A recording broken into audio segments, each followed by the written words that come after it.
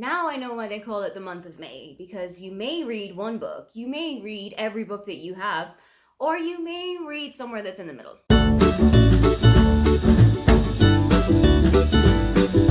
Hi, welcome, come on in. My name is Aoife and today I am wrapping up my May reading for you. I didn't do a wrap up in April because instead of a sit down chat to you about what I was reading, I had actually vlogged every single book that I had read across the month. So it didn't make sense to have you watch that vlog and then sit down and watch me talking about every book again. So we're going to get back onto the wagon and we're going to talk about what it was that I read in May. Across the month, I read 7 books and didn't DNF a single one. I love when months like this happen because it reminds me that I am starting to find what it is that I really enjoy in books. I'm starting to be a little bit more in tune with what my tastes are, with what it is that I'm looking for, and I am stopping reaching for things that just don't work for me for any reason. All 7 of the books that I read were catered to an adult audience. I read 2 of those books physically, 2 were in ebook, and 3 were as audiobooks. That all amounted to 915 pages and 39 hours worth of reading. For the genres, I read 1 thriller, 1 nonfiction book, 1 historical fiction, and 4 contemporary books. For the ratings, 1 book got a 4.5 star, 2 books got 4 stars, another 2 books got 3.5 stars, 1 book got a 1.5 star rating, and the non-fiction book didn't get any star rating at all because I don't feel it right to give any kind of non-fiction a rating. As there are no DNFs to talk about, let's dive straight into what it was that I read across the month. The first book that I finished was Table for One by Emma Gannon. I read this with my friend Sam from Griff Reads, and we have had a really up and down time with some of our buddy reads. But I think this is one that we had a very similar situation with. This is about Willow, who has been with her partner Dom for about 10 years now. They worked in the same startup that Dom actually founded with a friend of his, and Willow came on as a copywriter. But some cracks are starting to show in their relationship. And as the book progresses, you can see Dom and Willow's relationship disintegrate further until they pull the plug. Willow is then pretty much left stranded because she's never been alone as an adult, really. She's never really had that time just for herself. Coincidentally, however, Willow has just been asked to write a kind of my life and your life page.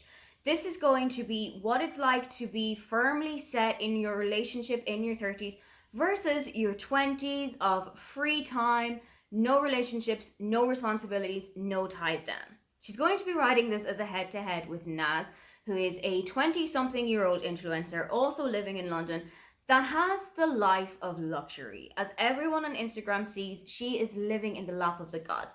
She goes on holidays 4 times a year. She has massive wardrobes full of designer clothes, and every aspect of her life is perfect. Willow starts following Naz's life a little bit more personally to see what it is that makes Naz actually tick.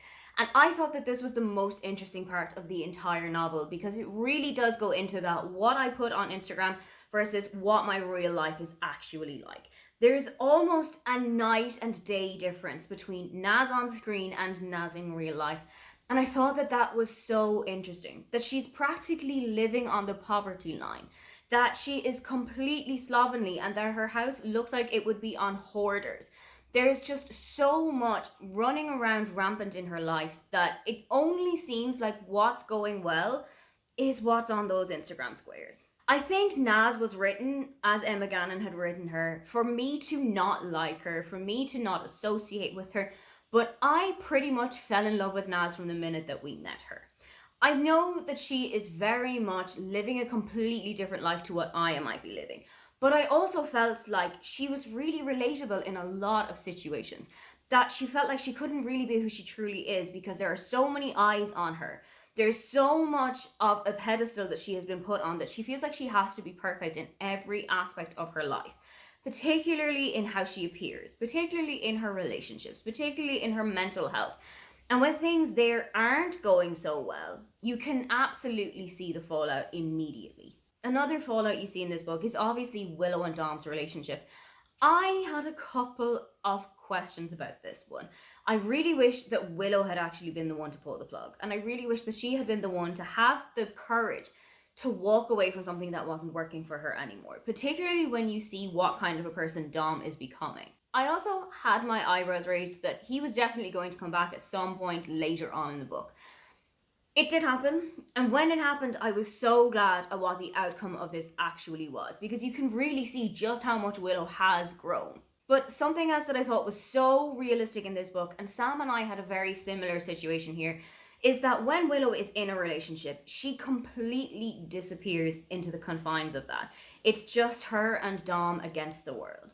And when her friend gets into a relationship after having been single for about 1 billion years, Willow starts to chastise her. She starts to get annoyed that her friend is never there anymore, that she can't just pick up the phone and call her, or that they can't just go down shopping in the high street on a Saturday, because her friend is spending more and more time with her new boyfriend. And I know that that can get annoying when you see a friend who is in the throes of this new love and that they are figuring out their relationship and trying to juggle their schedule between work and friends and relationships and all of that. And you might feel like you have been pushed to the side. I also felt that it was so one rule for me and one rule for thee of Willow to say that, well, you have to have time for me, even though you are in this fledgling relationship and even though you are figuring out what it is that you want to do with this person. I still have to be the priority. When she had never done that with any of her friends before, I thought it was so rich coming from her then. Willow might not be a very likable character, but she makes for very compelling reading. She is bratty, she is annoying, she's very self-centered. But one person in this book that I did love, and I felt that kind of calmed Willow a little bit, is her Aunt Carla. Carla is actually her guardian because when Willow was about 8 years old, her mother went off on a tour of the world and just never came back. So Carla had been in charge of Willow ever since she was young. And you can absolutely see a kind of Lorelai and Rory style relationship between the two of them, where they are super close. They're almost more like best friend than guardian and child. And I really loved watching this relationship develop across the novel. Particularly when things start to get difficult in their lives a little bit later on, you can absolutely see just how valuable it is that they have each other. I've really enjoyed Emma Gannon's books before. I really enjoyed Olive, which was a look at a woman in her 30s who is watching all of her friends get married, have children, move on with this stage of their lives, and not only feel like she's a little bit behind everybody else, but also question if this is something that she really wants for herself. I feel like this is the kind of person that Emma writes really well. She writes people who are questioning their place in the world and who don't really know where it is that they're going to go or where it is that they're going to end up.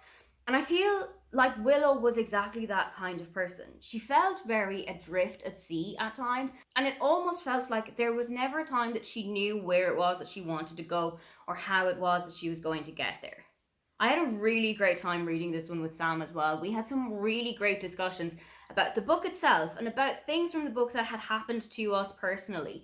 I love reading books with Sam because we always have such great discussions, so I'm really hoping that it's something we can do again in the future. If you're a fan of shows like Keeping Up with the Kardashians or The Real Housewives of pretty much anywhere, then you need to go and pick up Reality Check by Vicky Notaro. This is following Portia Daniels, whose mother and sister are both big into the limelight. Portia, however, likes to keep a step back. She is working as a scriptwriter and she is living in New York. Portia has been with her partner Jason for years, but she has known for a long time that children just isn't something that's in her future. It's not something that she's ever wanted. She's never really felt particularly maternal. Even when her sister Vinny had her children a few years ago, Portia never really looked at her with any kind of pangs of jealousy. But when Jason decides that he has changed his mind and lets Portia know this, she decides to call time on their relationship. She heads back to LA to the arms of her mother, Desi, who is a huge superstar. She is one of the women from Ladies of Los Angeles, or Lola. And Desi is pretty sure that she is going to get Portia in front of the camera. Not only is Portia's life going to be shared on the screen, but also that of Vinny, who is going through a marriage breakdown at the moment, and also their younger half-sister Ariel, who is about 15 years old and is a huge TikTok sensation. This book is genuinely gripping reading. There is so much happening in these pages. There is a leak of family information. There is family secrets that come out after years and years and years. There is a character who comes out as gay late in their life. There is Portia getting to know other people dating around, finding what it is that turns her on, having amazing escapades with so many different people on so many different dates, and I absolutely loved reading it. Now, I am the furthest thing from a fan of the Real Housewives franchise, but this book drew me in. And I think that the reason for that is it is a little bit of the Real Housewives franchise, but it also has so much Irish humor in there. Desdemona was born in Kerry and she went over to the US when she was in her late teens and early 20s with her husband, set up her life, had her two children, and her husband passed away, so she married again. And there is so much of this Irish wit and humour in Desi that every single time she was on the page, she just sparkled. And she really did pass this down to her three daughters, and I absolutely loved reading about all of them. Now, Ariel wasn't a character that I particularly loved reading from all the time. She is very dramatic.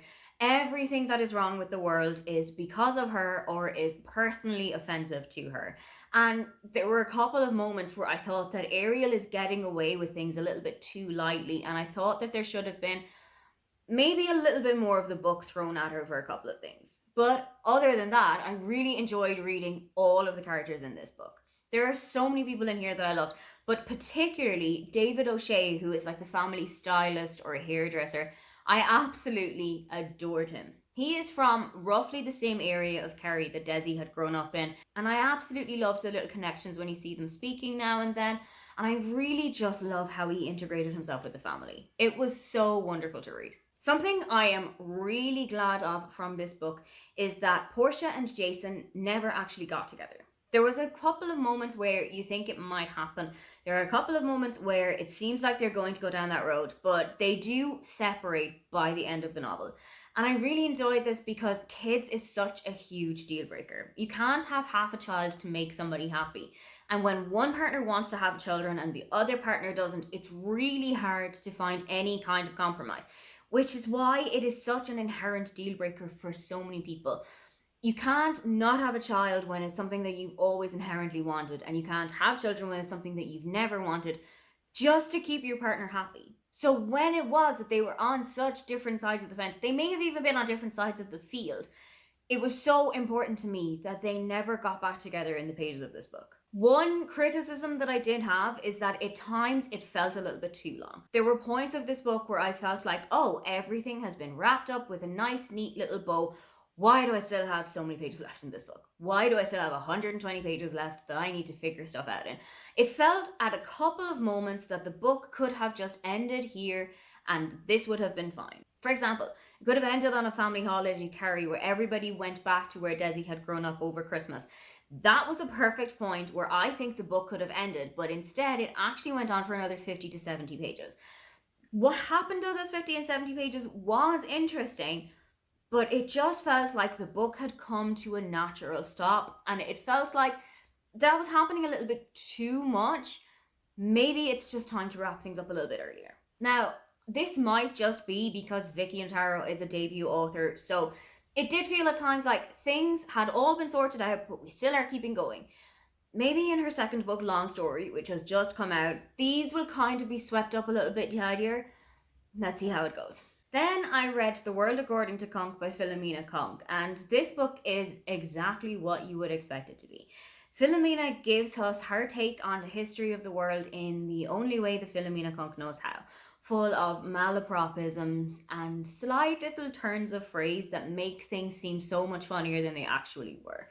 If you've seen Cunk on Earth, if you've seen Cunk on Life, if you've seen Cunk on Shakespeare, Britain, Christmas, you know what it is that you're getting yourself in for in this book. And it's very much just the TV show put into the pages of a book. Now, it didn't have as many references to the Belgian techno classic Pump Up the Jam as I think I would have liked it to, but this is just an easy book that you can read if you're looking to pass some time somewhere. It's not really going to change anything, but it's just good for a laugh, and it's just good humor every now and then.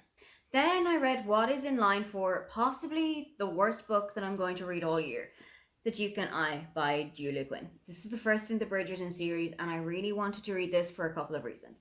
One, because my friend Margaret has already read the entire series up to book 4, and I wanted to be able to talk about it with her. Two, because these books aren't actually mine, they belong to a friend of mine, and I want to actually read them so that I can give them back to her.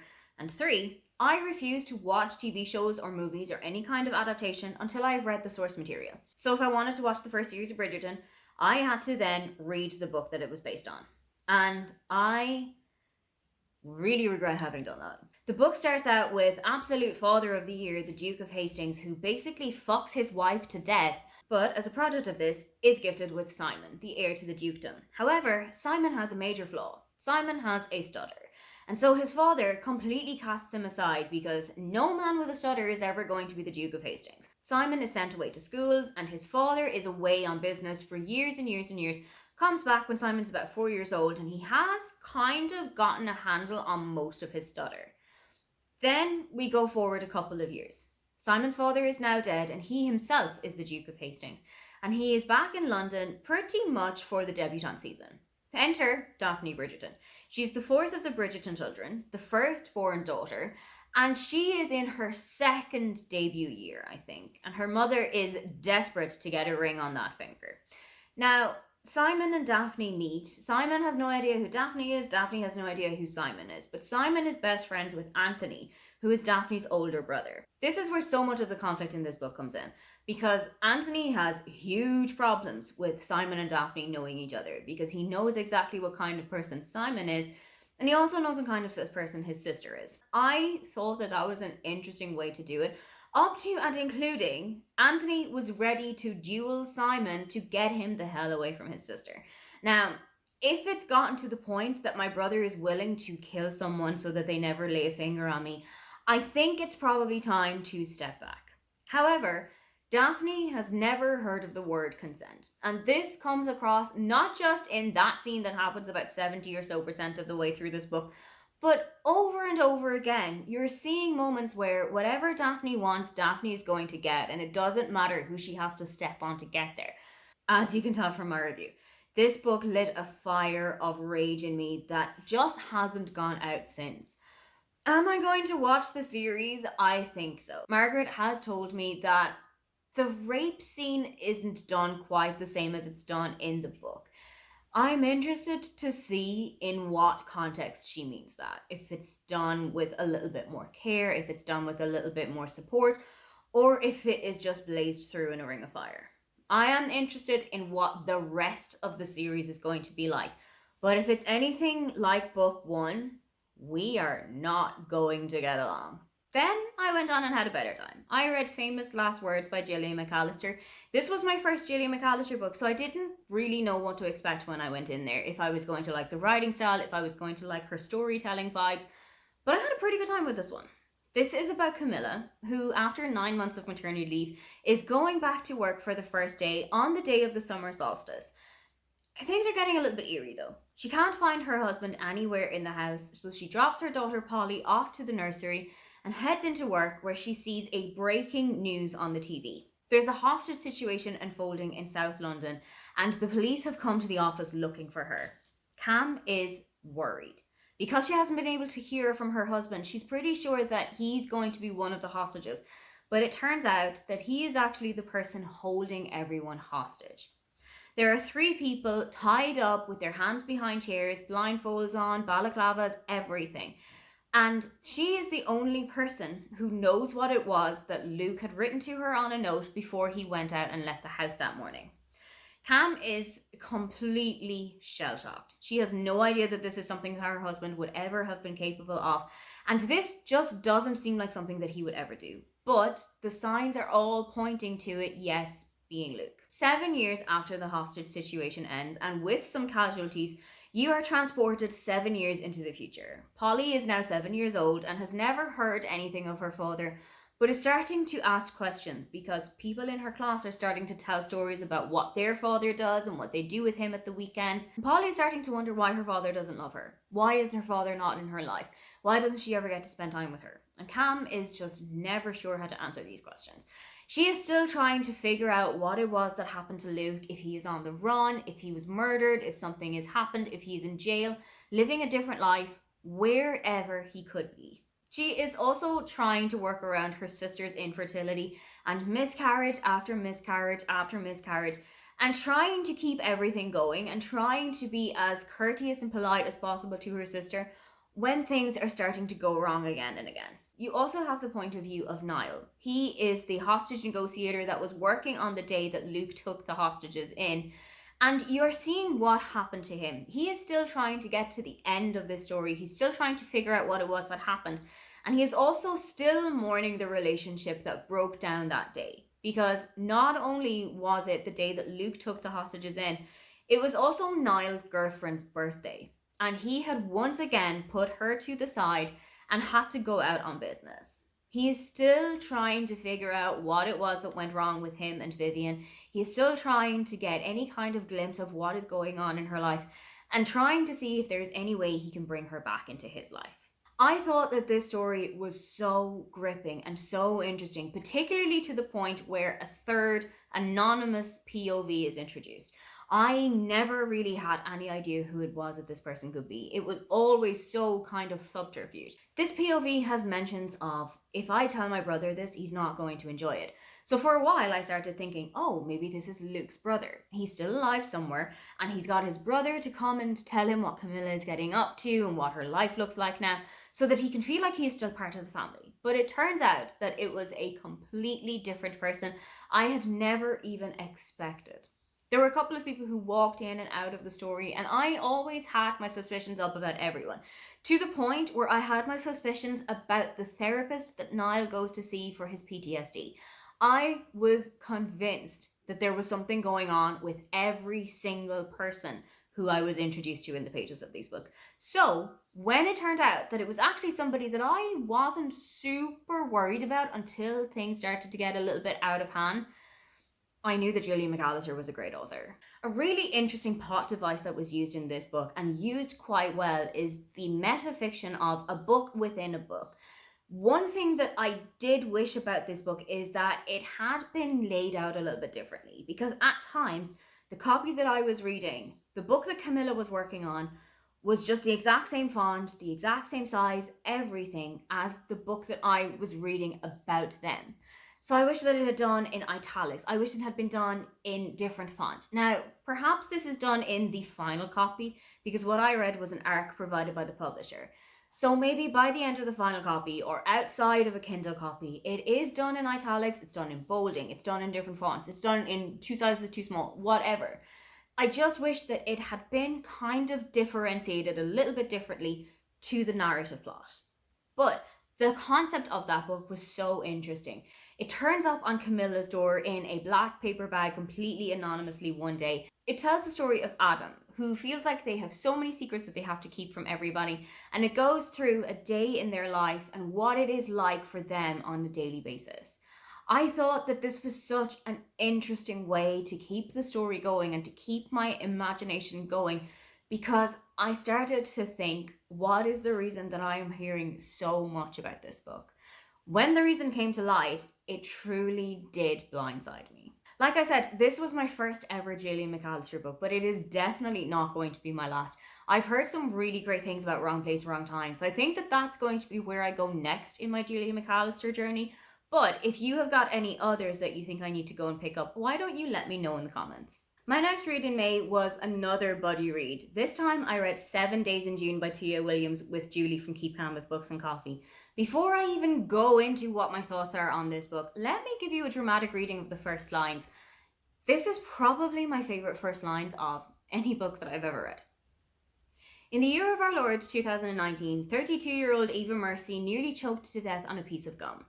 She'd been attempting to masturbate when the gum lodged in her throat, cutting off her air supply. If you're going to start a book like that, I want to read the rest of it. Now, this book lingered on my TBR for so long. This book had a Waterstones price sticker on it. And that means I either bought it in Cork at Christmas one time, or I had to have bought it while I was in England. And I haven't been to England since 2019. So that doesn't add up. But I know that I've had this book on my shelf for ages. And just like always happens, I picked up a book that was on my TBR longer than I've been alive, and I had a smashing time with it. This book, I will say, however, did have a couple too many points of view. It did have a couple of people who I didn't necessarily need to read the inside of their mind, because not only do you get the points of view of Eva and Shane, the two main characters here, but you also get a point of view but you also get a chapter from the point of view of Eva's mother, from the point of view of the principal of Audrey's school, from Audrey herself, Eva's daughter, from Eva's publicist slash best friend, from Ty, a student that Shane is working with. I felt like there were too many people coming in to talk to me at one time, and it's always hard for me to listen to one person at a time. I have a couple of issues with audio processing, particularly when too many people are talking, and that is a little bit what this book felt like. Overall, I really enjoyed this book. It's a really great contemporary book that has got a romance kind of dotted in through the pages, but that's not the driving factor of this book. There are a couple of steamy scenes in here, particularly one that takes place at the Dream House, which is kind of a spa that people will come to for a little bit of respite. And it does have a couple of strict and stringent rules about sharing bodily fluids and touching one another. You can see where I'm going with this, and it was really well written. The tension was super high in that. So even though it didn't last for very long, that scene was written out spectacularly. What I really loved about this book is how important it is that Eva and Shane are both writers. They meet at a literary convention in New York, and that is the catalyst for them remembering this week of just big love and big feelings that they had when they were about 15 or 16 years old. I really enjoyed reading that. I felt like the flashbacks were all done really well. I think it was woven in really well with the narrative of the day-to-day life. But I also really enjoyed that you find out that Eva and Shane have been writing secret notes to one another in the characters and in the pages of their books. Eva's been writing the same series since she was 19 years old. There's 15 books of the series out right now, and she's really feeling a little bit of writer's block about writing the next one. Up to the point where she doesn't actually know if she even wants to write it anymore. And I feel like this is something that a lot of authors, particularly people who are tied to one particular character, one particular series, will feel. That it's taken over their life in such magnitude that who are you outside of this series? I absolutely loved this book. This was my second of Tia Williams' books. I haven't actually read her debut, The Perfect Find, yet, which is also mentioned in the pages of this book in a kind of an in-universe thing. And I really like that thing. I like the kind of meta-universe that some authors will create for their characters in their books. So I'm definitely going to have to go find a copy of it and immerse myself in that world too. If you've ever had that would you rather question of would you rather know when you die or how you die, then the book that I read last in May is definitely going to waken something in you. It was Here One Moment by Leanne Moriarty, and I've had a really great time with a couple of Leanne Moriarty books, but I've also had a not great time with a couple of Leanne Moriarty books. And this one was way up there with one of my favorites. This is following the passengers on a flight from Hobart to Sydney that has been delayed for a couple of hours. A woman in her 80s or 90s gets up, walks around the plane, and starts pointing at people and giving them a diagnosis and an age. This turns out to be a death prediction. When you are going to die and how you are going to die. And the people on the plane panic. Okay, some of them start to think that it's just a hoax and that this woman is a little bit delusional, a little bit kind of off her rocker, and they don't really pay any attention to it. Until people actually start to die at the time and in the manner that they were told they were going to. When the plane does get to Sydney, we follow a couple of characters who have been given particular diagnoses. We follow a nurse who has been given the diagnosis she's going to die of pancreatic cancer at the age of 63.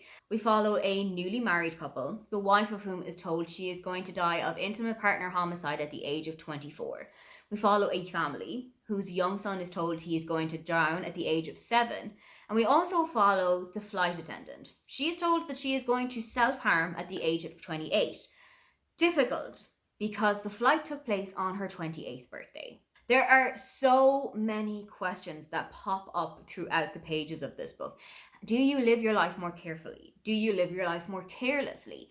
Do you throw caution to the wind? Do you lock yourself in the basement for the entire year? One man is told he's going to die in a workplace accident when he's 43. His 43rd birthday is in the October of that year, and his wife starts to panic. She tells him that he has to quit his job. There is no other question. They are going to move back to Hobart with her family, and that is that. And he's a little bit skeptical of this because he's never really seen any truth in what the woman was saying. But when news reports start to come around, things are really starting to look a little bit more serious. Throughout the book, the chapters alternate between the lives of the passengers on the plane and the life of the woman herself. She becomes known as the Death Lady, and we find out a whole lot about her upbringing, about her personal life, about when she was younger, getting married, trying for children, her second marriage, and all of the things that had happened in her life to lead her to be on the plane and the manner that she was in it under. There's so much that becomes apparent when you are reading throughout the pages of these books. All of these theories start to come. All of these conspiracies start kind of making sense as you are going through it. It really did grip me. I think it's one of the most interesting concepts I've read in a book of such a long time. And it really has started making me wonder what it is that I would do if I was given this information. If there was a way that I was being told, this is when and this is how, would I start living my life differently? Would I start doing things that I hadn't done in a long time or had never done at all because, well, I know when and how the expiration is going to come, this is what I'm going to do with that information? Or would I just continue on as normal and just let whatever will be? It's such an interesting concept. I think this book would make a really great book club book. There's so much that you can talk about from it. There are so many questions that you can bring up. There are so many answers that people will have. There are so many things that one person might see that I might have noticed, or I might have noticed that another person wouldn't have seen. So much to talk about in the pages of this book. One thing I did have a problem with, though, is the length. This book is about 510 or so pages long, and at times that did feel like a bit of a slog. It's just very continuous, but that said, at the same time, because of everything that was happening in it, it never particularly felt slow. It always felt like there was something happening, and it always felt like, oh, there's something that I need to find out about, particularly because a couple of chapters ended on cliffhangers. So while you have all of these little mini questions and little mini cliffhangers that are happening throughout the book, there's so much that you need to figure out still. For me, this was a huge return to form for Liane Moriarty. I had a great time with this book, and if the rest of her catalogue is going to be anything like this, I'm going to have a great time with her. Those are all of the books that I read across the month of May. What book was the best that you read in May, or what is a book that you are looking forward to reading the most in June? If you'd love to leave me a comment, if you can't think of anything you'd like to say, then just leave me a sunshine emoji, because believe it or not, Ireland had some phenomenal weather in May this year. Don't forget to like and subscribe because I have new videos up every week. Now, get on out of here.